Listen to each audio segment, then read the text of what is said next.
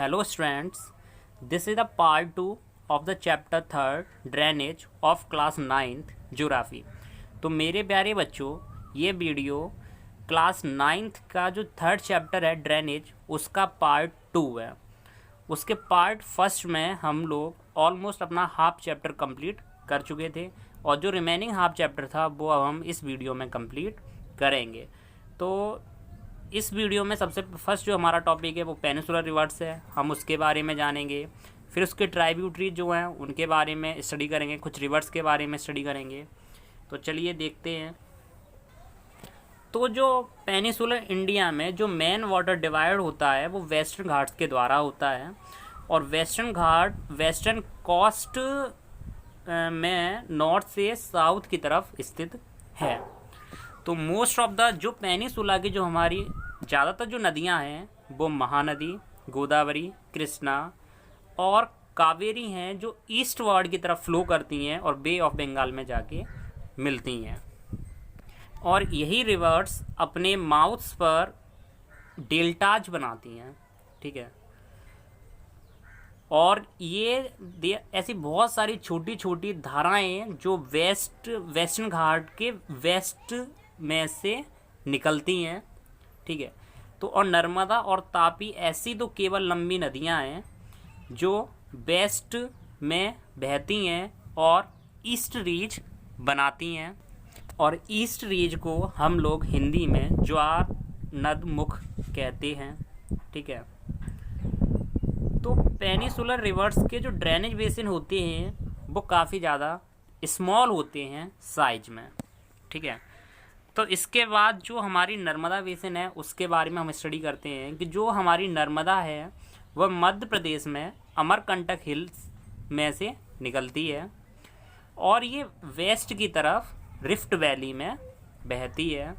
और जब ये समुद्र तक पहुंचती है तो बीच में ये बहुत सारी पिक्चर्स क्यू लोकेशन बनाती है, क्रिएट करती है। पिक्चर्स क्यू लोकेशन मतलब दर्शनीय स्थल जो देखने लायक प्लेस हों, जैसे कि the marble rocks near Jabalpur. Jabalpur के पास में ये मार्बल रॉक्स बनाती है, मीन्स संगमरमर रॉक्स, क्योंकि ये जो नदी है वो एक गहरे जॉर्ज से होके बहती है। और हम धौधर की बात करें और धौधर फॉल्स, जहाँ ये नदी स्टीव रॉक से होके नीचे कुछ स्थान नीचे गिरती है और ऐसे ही कई और प्लेसेज पर ये पिक्चर्स क्यू लोकेशंस बनाती है। नर्मदा की जितनी भी ट्राइब्यूटरीज हैं वो बहुत छोटी होती हैं और इन्हीं में से ज़्यादातर जो इनकी मेन धाराएं होती हैं वो 90 डिग्री एंगल से मिलती हैं, राइट एंगल से। और नर्मदा जो बेसिन है वो ज़्यादातर मध्य प्रदेश और गुजरात के पार्ट्स को कवर करती है। इसके बाद हम लोग तापी बेसिन के बारे में स्टडी करेंगे। तो जो हमारी तापी रिवर है ये मध्य प्रदेश के बैतूल ज़िले में सतपुड़ा रेंजेज में से निकलती है और ये भी रिफ्ट वैली में बहती है नर्मदा के पैरेलल ही, लेकिन इसकी लंबाई काफ़ी कम है। और इसके जो बेसिन पार्ट हैं जहाँ ये पार्ट्स कवर करती है वो मध्य प्रदेश का पार्ट कवर करती है, गुजरात का और महाराष्ट्र का। और जो कोस्टल प्लेन्स हैं वेस्टर्न घाट और अरेबियन सी के बीच का वो काफ़ी ज़्यादा नैरो है, मतलब बहुत ज़्यादा संकीर्ण है, ठीक है। तो hence the coastal rivers are short, और जो कोस्टल रिवर्स होती हैं वो काफ़ी ज़्यादा छोटी होती हैं। और the main west flowing rivers, west में बहने वाली जो मुख्य नदियां हैं वो हैं साबरमती, माही, भरतपुझा, पेरियार, ठीक है। तो ये सारी नदियां वेस्ट की तरफ बहती हैं, ठीक है। तो अब आपको क्या करना है कि आपको ऐसे स्टेट्स पता करने हैं जिनमें इन नदियों का वाटर जाता है। अब इसके बाद हम लोग स्टडी करेंगे गोदावरी बेसिन का। तो गोदावरी क्या है कि सबसे लार्ज है, सबसे लंबी पेनिनसुलर रिवर है। ये ये महाराष्ट्र का नासिक ज़िले में वेस्टर्न घाट के स्लोप में से निकलती है और इसकी लंबाई 1500 किलोमीटर है। ये बे ऑफ बंगाल में जाके मिलती है। इसका जो ड्रेनेज बेसिन है वह भी पेनिनसुलर रिवर का सबसे लार्जेस्ट पार्ट है। और जो ये बेसिन है वो महाराष्ट्र का पार्ट कवर करता है, जिसमें का महाराष्ट्र का 50% पार्ट इसका बेसिन कवर करता है गोदावरी का। उसके साथ मध्य प्रदेश, उड़ीसा एंड आंध्र प्रदेश का भी ये पार्ट कवर करता है। और जो गोदावरी है ये बहुत नंबर ऑफ ट्राइब्यूटरीज से जुड़ी हुई है, जैसे कि पूर्णा, मीन्स इसकी जो ट्राइब्यूटरीज हैं वो कौन सी हैं, पूर्णा, वर्धा, प्रणिता, मंजरा, ठीक है, वाइनगंगा और पैनगंगा, ये इसकी ट्राइब्यूटरीज हैं, तो ये आपको याद रखनी है। तो और इसकी जो लास्ट 3 ट्राइब्यूटरीज हैं वो काफ़ी ज़्यादा लंबी हैं, क्योंकि इसकी लंबाई के कारण ये ज़्यादा एरिया कवर करती है, ठीक है। इसी के कारण से इसे हम दक्षिण गंगा के नाम से भी जानते हैं। इसके बाद हम लोग बात करेंगे महानदी बेसिन की। तो महानदी जो नदी है वो छत्तीसगढ़ के हाईलैंड में से निकलती है और ये उड़ीसा के थ्रू फ्लो करती हुई पहुंचती है बे ऑफ बंगाल में। और इस नदी की जो लेंथ है वो 860 किलोमीटर है। और इसका जो ड्रेनेज बेसिन है, जहाँ से इसका ड्रेनेज बेसिन शेयर करती है किन जिलों से, महाराष्ट्र से, छत्तीसगढ़ से, झारखंड एंड उड़ीसा से। इसके बाद हम लोग बात करेंगे कृष्णा बेसिन की। तो कृष्णा बेसिन महाबलेश्वर के पास से स्प्रिंग से निकलती है और जो कृष्णा फ्लो करती है 1400 किलोमीटर और ये बे ऑफ बंगाल में जाके ये भी मिलती है।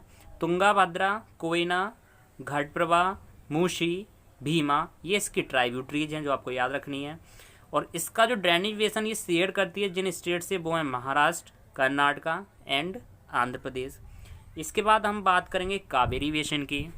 तो जो कावेरी रिवर है वो वेस्टर्न घाट के ब्रह्मगिरी रेंज से निकलती है और ये भी बे ऑफ बंगाल ये भी बे ऑफ बंगाल में जाके पहुंचती है, जो कि तमिलनाडु में कुडलोर के साउथ में है। और इस नदी की जो टोटल लेंथ है वो 760 किलोमीटर है। और इसकी जो मेन ट्राइब्यूटरीज हैं वो अमरावती, भावनी, हेमावती एंड काविनी है, जो आपको याद रखनी है। और इसके जो ड्रेन्स पार्ट हैं वो कर्नाटका, केरल और तमिलनाडु हैं। इसमें एक फैक्ट पॉइंट दे रखा है कि जो कावेरी रिवर है वो सेकंड बिगेस्ट वाटरफॉल इंडिया में बनाती है और उस सेकंड बिगेस्ट वाटरफॉल का नाम है शिवसामुद्रम फॉल, ठीक है। और जो हाइड्रो इलेक्ट्रिक पावर जनरेट जो इसी के फॉल से जो हाइड्रो इलेक्ट्रिक पावर जनरेट होती है वो सप्लाई की जाती है मैसूर, बेंगलुरु और कोलर गोल्ड फील्ड को। तो ये आपको थोड़ा सा माइंड में रखना है। इन्हीं मेजर रिवर्स के अलावा ऐसी कुछ छोटी छोटी नदियाँ भी हैं जो हमारी ईस्ट की तरफ फ्लो करती हैं। उनके जो नेम हैं वो हैं दामोदर, ब्रह्मणी, बितारणी एंड सुवर्णरेखा। इनके कुछ एग्जाम्पल्स हैं। ये ऐसी नदियाँ हैं जो ईस्ट की तरफ फ्लो करती हैं, ठीक है। इंडिया में बहुत सारी लेक्स भी हैं नदियों के अलावा, ठीक है। और वो जो लेक्स हैं वो साइज में थोड़ी सी डिफरेंट हैं, ठीक है। कुछ लेक्स हमारी परमानेंट हैं, कुछ केवल रेनी सीजन में ही वाटर को कर रखती हैं, ठीक है। कुछ ऐसी प्लेसेज पे हैं, लेक हैं जहाँ थोड़ी सी सूखा पड़ता है, ठीक है। और ऐसी लेक्स हैं जो ग्लेशियर भी बनाती हैं, आइस शीट्स भी कवर करती हैं, ठीक है। तो एक मींडरिंग जो रिवर है वो फूड प्लेन्स में एक कट ऑफ्स बनाती है। कट ऑफ से ऑक्सबो लेक बनती है, ठीक है। अब जैसे कि हम बात करें कि जो स्पिट्स एंड बार्स हैं लगून से कोस्टल एरियाज में, जैसे कि हमारी चिल्का लेक है, वहाँ पुलिकट लेक है, कोलेरू लेक है, ठीक है। कुछ लेक्स मतलब सीजनल होती हैं। हमारा कहने का मतलब ये है कि कुछ लेक्स हमारी सीजनल होती हैं, कुछ परमानेंट होती हैं, ठीक है। तो कुछ लेक्स का वाटर हम साल्ट प्रोड्यूस करने के लिए भी करते हैं। जैसे कि यहाँ कुछ लेक्स के नेम भी आपको दे रखे हैं कि सामर लेक हमारी राजस्थान में है जो कि सॉल्ट वाटर लेक है और वो साल्ट को प्रोड्यूस करने के लिए होती है। कई बार क्वेश्चन पूछ लिया जाता है 1 मार्क्स में कि ऐसी कौन सी लेक है जो सॉल्ट प्रोड्यूस करने के लिए यूज होती है। तो सामर लेक कहाँ है, राजस्थान में, किस स्टेट में, ठीक है। तो जो लेक्स हैं वो ह्यूमन बीइंग्स के लिए अपनी एक खुद की एक ग्रेट वैल्यू रखती हैं, और लेक साथ में नदियों के बहाव को भी रेगुलेट करती हैं। जब हैवी रेन्स होती है, जब बहुत ज़्यादा बरसात होती है, तो लेक क्या करती हैं, बाढ़ आने की जो संभावना होती है उसे भी ये प्रिवेंट करती हैं। और साथ में जब सूखा पड़ता है तो लोग इन्हीं लेक्स से वाटर का भी यूज करते हैं। तो कहने का, और इन्हीं लेक्स को हम हाइड्रो इलेक्ट्रिसिटी पावर को भी यूज करने के लिए करते हैं। ये साथ में सराउंडिंग का जो क्लाइमेट होता है उसे भी मॉडरेट करती हैं, एक्वेटिक इकोसिस्टम को भी मेंटेन रखती हैं, नेचुरल ब्यूटी भी बनाती हैं, जिससे टूरिज्म डेवलप होता है, टूरिस्ट लोग आते हैं, ठीक है। तो उससे इकोनॉमिक कंडीशन भी हमारी ग्रो करती है। तो इसी के साथ अब हमारा जो नेक्स्ट टॉपिक है वो हम इकोनॉमी में रिवर्स का रोल के बारे में जानेंगे। तो रिवर्स की अगर हम बात करें ह्यूमन हिस्ट्री में, तो खुद की एक फंडामेंटल, खुद की एक इम्पोर्टेंस रही है। जो वाटर है, नदियों का जो पानी है, वो एक बेसिक सा प्राकृतिक संसाधन है, एक नेचुरल रिसोर्स है जो कि ह्यूमन एक्टिविटीज़ के लिए बहुत ज़्यादा आवश्यक है। तो जो रिवर बैंक्स होती हैं वो क्या करती हैं, एंशिएंट टाइम में भी जो सेटलर्स हुआ करते थे उन्हें अपनी तरफ अट्रैक्ट करती थी। मतलब नदियों का जो किनारा होता है वहाँ पहले ज़माने में भी जो लोग होते थे वो थोड़ा बहुत वहाँ रुक जाते थे, ठीक है। तो अब यही जो सेटलमेंट्स हैं वो काफ़ी ज़्यादा बड़े शहर बन चुके हैं। पहले ये छोटे छोटे किनारे हुआ करते थे, जब लोग कहीं जाते थे तो वहाँ थोड़ी देर रेस्ट कर लिया करते थे। तो यही सेटलमेंट्स अब कैसे हो चुके हैं, बहुत बड़े बड़े शहर बन चुके हैं। तो अब यहीं से आपको ये करना है कि एक लिस्ट बनानी है सिटीज़ की जो आपके स्टेट में जो इन्हीं नदियों के किनारे बने हुए हैं। अक्सर जनरल नॉलेज में आपसे पूछा भी जाता है, बताया भी जाता है कि ऐसे सिटीज़ के नाम लिखो जो नदियों के किनारे लोकेट हैं, ठीक है। जैसे कि अपने यहाँ आगरा है, कौन सी रिवर के किनारे, यमुना। दिल्ली, यमुना, ठीक है। कानपुर में कौन सी रिवर है बताओ, ठीक है, गंगा। तो ऐसे जो रिवर्स के किनारे जो सिटीज़ हैं उनके नाम लिखने हैं आपको, ठीक है। तो रिवर्स को हम इरिगेशन के लिए भी यूज करते हैं, नेविगेशन के लिए भी यूज करते हैं, हाइड्रो पावर जनरेशन के लिए भी यूज करते हैं। मतलब जो रिवर्स हैं वो ह्यूमन बींग्स के लिए काफ़ी ज़्यादा एसेंशियल हैं, एक अपना एक अलग रोल प्ले करती हैं। इसके बाद जो हमारा लास्ट टॉपिक है चैप्टर का वो है रिवर पॉल्यूशन। तो रिवर पॉल्यूशन कैसे होता है उसके बारे में जानेंगे, कैसे से प्रिवेंट कर सकते हैं उसके बारे में जानेंगे। तो जो रिवर्स की जो बढ़ती हुई डोमेस्टिक, म्युनिसिपल, इंडस्ट्रियल और एग्रीकल्चर जो डिमांड है, ठीक है, पानी के लिए, तो वो क्या करता है, इसके रिवर्स के वाटर की क्वालिटी पर भी अफेक्ट डालता है, जिसका परिणाम ये होता है कि ज़्यादा से ज़्यादा पानी क्या होता है, नदी के बाहर ड्रेन हो जाता है, ठीक है। और अब उसका जो वॉल्यूम होता है वो बहुत ज़्यादा कम हो जाता है। मीन्स हम ऐसे भी कह सकते हैं कि जो लोग अपने यूज के लिए पानी को ज़्यादा से ज़्यादा यूज करने के लिए पानी को नदी से निकालते हैं, तो उसके कारण क्या करता है कि वो नदी का पानी जब निकालते हैं तो वो नदी का पानी कैसा होने लगता है, वॉल्यूम मतलब कम होने लगता है वो पानी, ठीक है। उसकी क्वालिटी कैसी हो जाती है, क्वांटिटी कम हो जाती है। तो वहीं अगर हम दूसरी ओर बात करें तो अनट्रीटेड सीवेज, मतलब जो बेकार जो सीवेज होता है, जो इंडस्ट्रियल के जो इफ्लुएंट्स होते हैं, मतलब जो वेस्ट मटेरियल होता है, उन्हें सीधा नदियों में ही छोड़ा जाता है, जिससे क्या होता है कि ये ना केवल वाटर की क्वालिटी को अफेक्ट डालते हैं बल्कि उसके साथ साथ जो रिवर की जो सेल्फ क्लीनिसिटी कैपेसिटी होती है, खुद अपने आप साफ करने की जो क्षमता होती है, उसे भी ये प्रभावित करते हैं। सेल्फ क्लीनिंसिंग कैपेसिटी, जो खुद से पानी को साफ़ करने की जो क्षमता होती है उसको भी ये प्रभावित करता है। जैसे कि फॉर एग्जांपल ले लेते हैं कि गंगा का जो पानी होता है वो 20 किलोमीटर तक के बड़े बड़े शहरों का जो पॉल्यूशन होता है अपने पानी में, उसे साफ़ करने के कैपेबल होता है। लेकिन जो बढ़ता हुआ जो अर्बनाइजेशन है, इंडस्ट्रियलाइजेशन है, उसके कारण से इसे अलाउ नहीं करता है कि वो ऐसा कर पाए, और उसके कारण से इसकी जो वो कैपेसिटी है वो भी कम हो रही है। और जो pollution reverse launching of the various sections क्लींस plans, तो इन्हीं बढ़ते हुए रिवर पॉल्यूशन के चलते हुए बहुत सारे प्लान लॉन्च हुए हैं इंडिया के वाटर को, रिवर के वाटर को क्लीन करने के लिए। ठीक है, बहुत सारी ऐसी गवर्नमेंट ने योजनाएं भी चलाई हैं, ऐसे बहुत सारे प्लान्स बनाए हुए हैं ताकि जो वाटर है रिवर्स का उन्हें साफ़ रखा जा सके।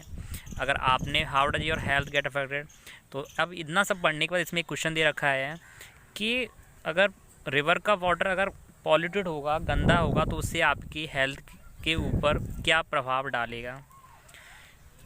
Think about the life of a human beings without fresh water.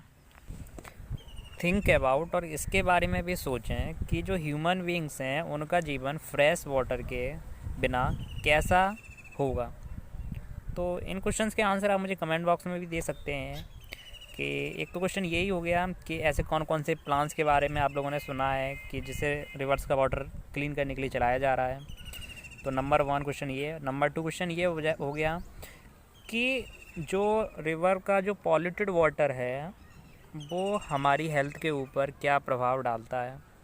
और तीसरा क्वेश्चन हमारा ये है कि ह्यूमन बीइंग्स का जो जीवन है वो बिना फ्रेश वाटर के कैसा होगा। तो इन तीनों क्वेश्चन के आंसर आप मुझे कमेंट बॉक्स में दीजिएगा अगर आपको ये चैप्टर समझ में आया हो तो। आई होप, मुझे लगता है, मुझे आशा है कि आपको ये पूरा चैप्टर अच्छे समझ में आया होगा। ठीक है, तो इस वीडियो को लाइक करें और इसे सब्सक्राइब कर लें चैनल को, ताकि आप NCERT का हर चैप्टर का एक्सप्लेनेशन तुरंत उसकी वीडियो आप अपनी नोटिफिकेशन आइकन पर पा सकें। थैंक्स, मिलते हैं नेक्स्ट वीडियो में। सब्सक्रिप्शन के बटन को दबाइए और बेल आइकन पर क्लिक कीजिए ताकि आपको तमाम वीडियोस फौरन मिलती रहें। और वीडियो पसंद आने की सूरत में इसे लाइक, शेयर और कमेंट करना मत भूलिए।